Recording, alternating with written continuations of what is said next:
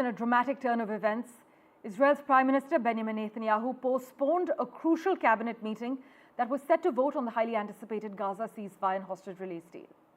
The decision, announced just hours before the scheduled Thursday meeting, came amid escalating tensions and last-minute disputes with Hamas over the terms of the agreement. Netanyahu's office actually issued a statement accusing Hamas of sparking what it called a last-minute crisis, further adding that as a result, the cabinet will not meet until Hamas agrees to the full terms of the deal.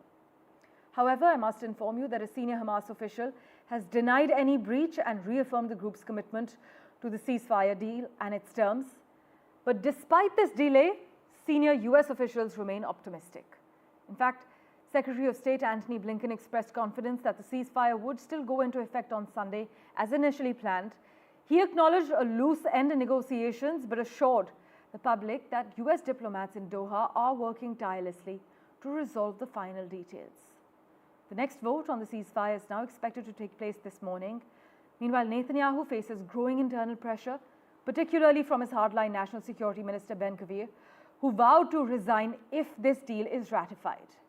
But despite Ben-Gvir's opposition leader Yair Lapid has expressed full support for this current deal, emphasizing that the agreement's importance outweighs political differences. Take a look at the finer details.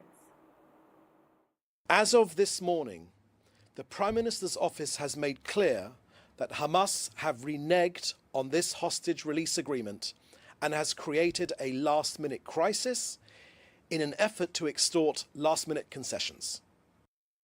The Gaza ceasefire hasn't even taken effect yet, and already it appears to be in trouble. Two U.S. presidents, Joe Biden and President-elect Donald Trump, both announced the deal on Wednesday, as did the Prime Minister of Qatar, the Middle East country that's been mediating weeks of negotiations.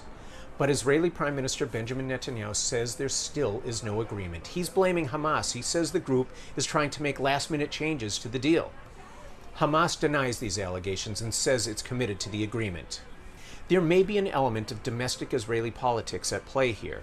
Two hardline partners in Netanyahu's governing coalition have come out against the deal and threatened to possibly bring down the government over it.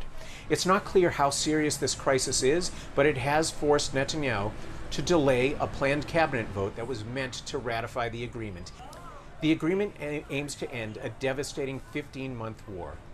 It would bring home dozens of hostages held in Gaza and also allow hundreds of thousands of displaced Palestinians to return to their homes, or what's left of their homes, in Gaza.